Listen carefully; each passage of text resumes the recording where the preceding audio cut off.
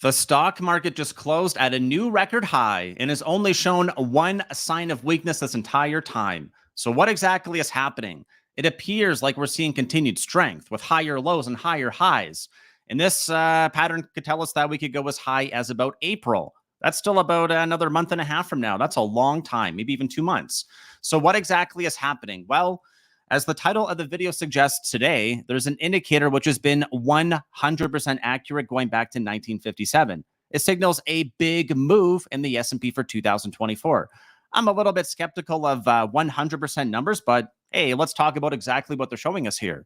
They're telling us that when a new bull market starts, 24 months later, we see all the dates right here. Pause the video if you want to see them, 1950s all the way to 2020. It tells us that there is a 100% chance we have been higher 24 months later, dating all the way back to 1957 after a new bull market, which we birthed in March of 2020. So what does this really mean? Well, it means that it leaves us upside potential of roughly 18% or 21% through October of 2024. Whoa, those are like really big numbers. Yes. And for those who have been patient, this has been a beautiful ride. For those who are impatient or getting in early, like we talked about as the same thing as being wrong, it's been very painful. As a reminder, we also went back and looked at from new all-time highs after a bear market, kind of looking at the same data as before, but splicing it a different way. 90% chance we were higher. Average returns were 16%. That's getting awfully close to that same number we just looked at before, 18 to 21%. We also talked about how after we get over 5,000, 12 months out, there's an 80% chance we're higher, 8.6%. So like going into later this year, it appears like so far we are still tracking 2020 where we just form higher lows and higher highs, which gives us a target of 6,200. And I gave my initial target of 5,600 to start. What's really interesting too is that I've also talked about how we know that we don't fight the Feds. We talk about how chips lead tech and tech leads SPY. And we talked about how blue skies are bullish. And there's even more charts which are making new all-time highs. And we'll talk about those a little bit later in the show, specifically because we're closing out the month of February on Friday. And we're going to be opening up the new month. I think it's on Friday. So I'm going to ask you for a huge favor too. If you could please consider smashing the thumbs up and subscribing to the channel, I would greatly appreciate that. So what I think what this really comes down to is if all this stuff is tracking so far, what proves us wrong? Well, we have an assumption here that the uptrend holds and we form no lower lows. So what do we need? We need a monthly lower low closing below the low. And remember, we've been giving you monthly levels. So we talked about how we are bullish over 492 for the month of February. Well, we're over 492 and we were bullish. We talked about how 480 was the only number that matters. There was lots of noise, but do we remain over 480? Yes. Do we remain over 492? Yes. So what does that mean? We're bullish. So we had our 466 number, which would correspond with a monthly lower low going into this month. And after we close this month out and open the next one, which means March, I'm going to update this number. So please make sure you stay tuned because I'm going to walk you through all of that in the coming weeks and months. We also talked about exactly how we derive those numbers, but let's just push forward here. There's a lot for us to go through. All right, so stocks get so worth 30% in the next 2 years if mob psychology doesn't spark a meltdown. Market vet says, well, I think that there's a lot of FOMO right now. I don't think there's a lot of mob psychology, and I'll show you some more evidence on that shortly here. The S&P would have to rally, again, the entire index would have to rally another 25% to reach dot-com era irrational exuberance. Whoa, so there's like a lot more upside potential from here. This is a repeat from last week. Yes. And investors are all in on U.S. tech stocks. And they're pretty happy because it's been a great party so far this year. It's only February 24th. NVIDIA's up 60%. Meta's up 37%. Eli Lilly's up 32%. Amazon up 15%. Whoa, that's like pretty incredible. Yes. And we also talked about how the S&P kind of sucks without the Magnificent Seven. Well, this week, NVIDIA delivered. On its earnings day alone, it added $277 billion. That's the same thing as adding Adobe, plus a little bit more, or Bank of America, or Coca-Cola, or McDonald's in one single day. Wow. Interesting enough, NVIDIA stock surges causes $3 billion loss for short sellers. They just can't seem to help themselves. And now it appears like Wall Street traders are too scared to fight the AI rally. Can't really blame them. They just lost 3 billion in 1 week. Ouch. I think what's really important to understand is that the S&P generally tracks earnings. The green line is going to be the price. The blue line is going to be the earnings. So as earnings go up, the S&P goes higher. And when we look at these companies, the S&P is an index. Well, on a seasonally adjusted basis, the S&P should continue to rise for Q4 earnings in aggregate. What does that mean? Higher. So if earnings are going to go up and the S&P tracks earnings, what did we hear from Nvidia this week? Why did they add 200 and some billion dollars, $233 billion, 277, my apologies. Well, that's because it's so incredible that even though they've gone up so much, their PE is only at 34, which basically is in line with their 10-year average. What does that mean? It means they crushed it. They delivered so much more earnings that as their price went higher, it was justified. Again, think of this like the Nvidia stock. So if earnings go up, the price should follow. And that's exactly what's happened. So the meteoric rise for Nvidia just means that its earnings have really crushed it. I think they're up 7 or 8% year over year. So the stock should be up 7 or 8%. And Meta is cheaper than it is on a 10-year average. So is Amazon. Those have been the biggest gainers for tech so far this year. Oh, so the bubble may be far from bursting. We could hit 6,500. Those are big, big numbers. There's still $6 trillion on the sidelines, which could fuel the market. Hasn't dipped its toes in yet. And here's another headline from February 7th. Immigration to boost the U.S. GDP by $7 trillion over the next decade. It appears like there is a boom. And the CBO also projects $1 trillion more in government revenue. They desperately need it. The U.S. is broke. And this is also getting some of the biggest firms on Wall Street to change their tune. JP Morgan's S&P 500 outlook for 2024 is the grimmest on Wall Street. Okay. And then this week, after Nvidia earnings, they say that the traders see Nvidia as a catalyst to revive a stock rally. So they flip-flop like a flapjack. I'm not the only one. When we look here to, this is Adam Parker from Trivetta's, whatever. I don't know how to say that. AI hype trade is on a 10-year trend. We're in year one. Whoa. After I watched that AI video, I was really impressed. And there's not even audio attached yet, and I can't even get access to it, and I would want to buy it. I would probably call myself an innovator when it comes to AI videos because I make videos. I'd be willing to pay for it, which means that we're not even in the innovator stage. I've not even had a chance to give them money yet. Whoa. So there's a whole bell curve of adoption.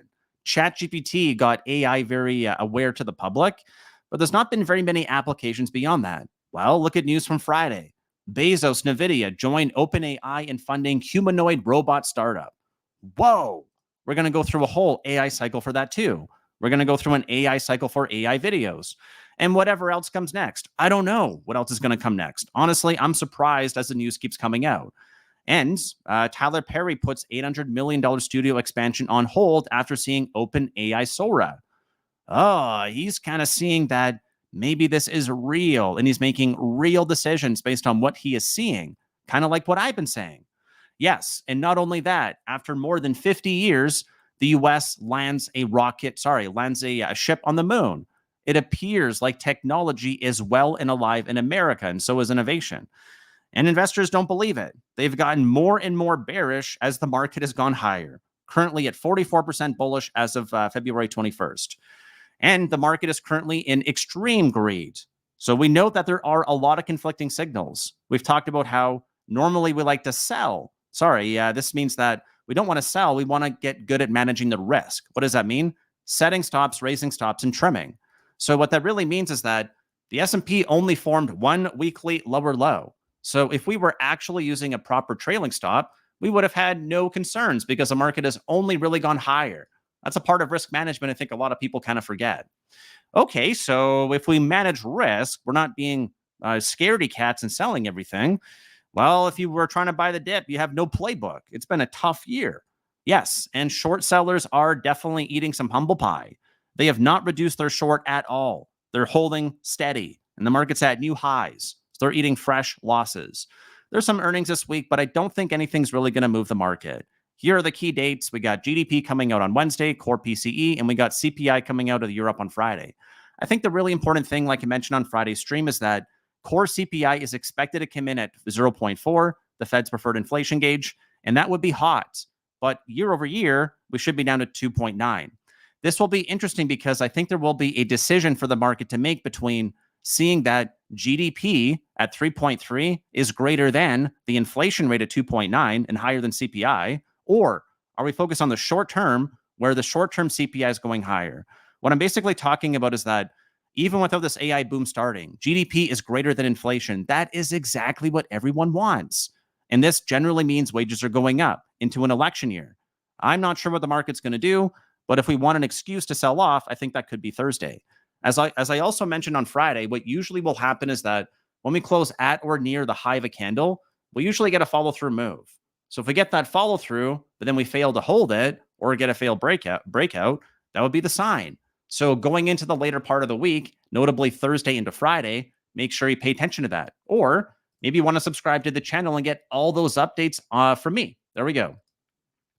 Also important to note that Fed rate cut probabilities are only really kicking in over 50% going into June. So what does that mean? Hey, this is great. I don't want to see a Fed pivot right now. This time might be different.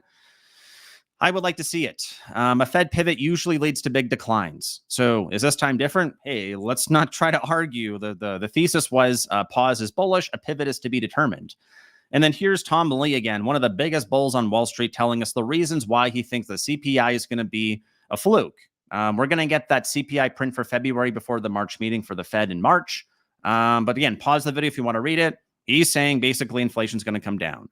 We're going to have to see what the market decides when we get that core PCE print on Thursday again.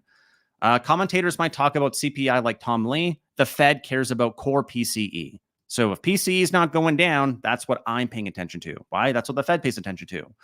There's also some risks here if they stay too high for too long. U.S. properties at risk are pretty high, right? It's like, it's a pretty big number here. Office, apartments, retail, hotel industries.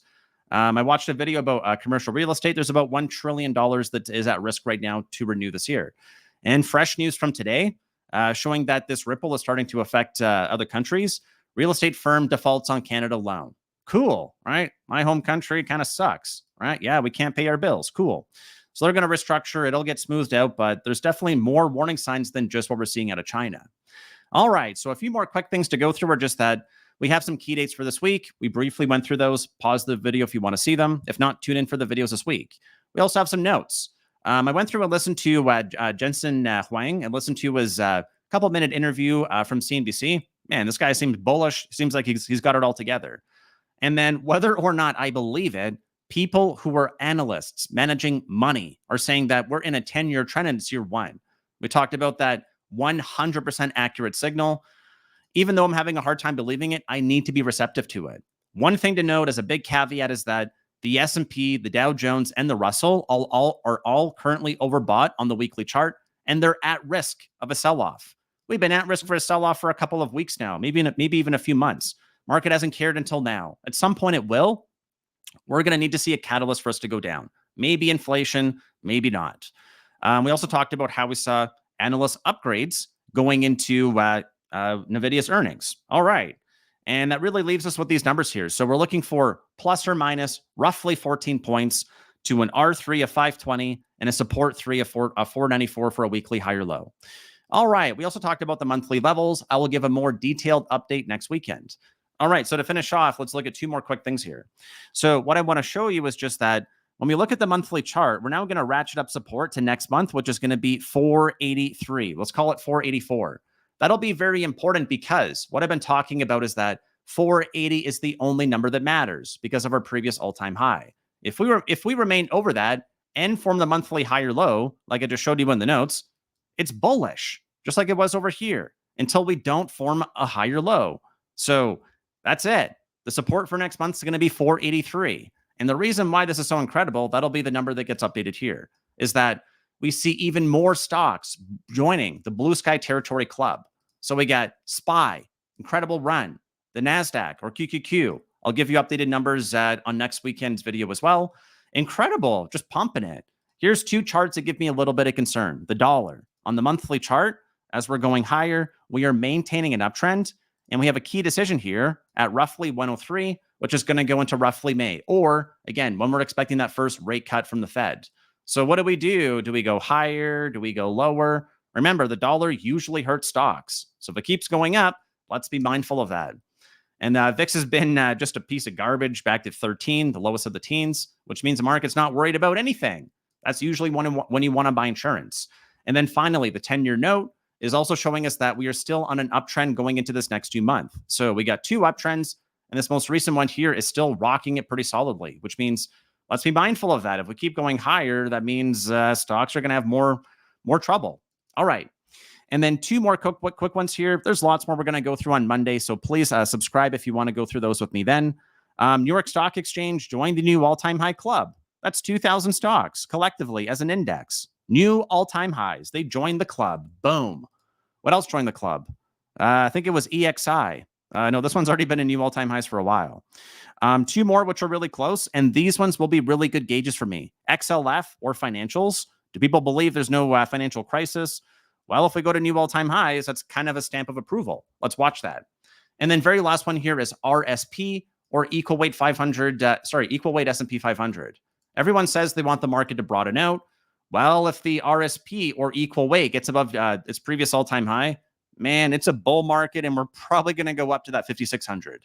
Thank you so much for tuning in. I look forward to seeing you on the next video.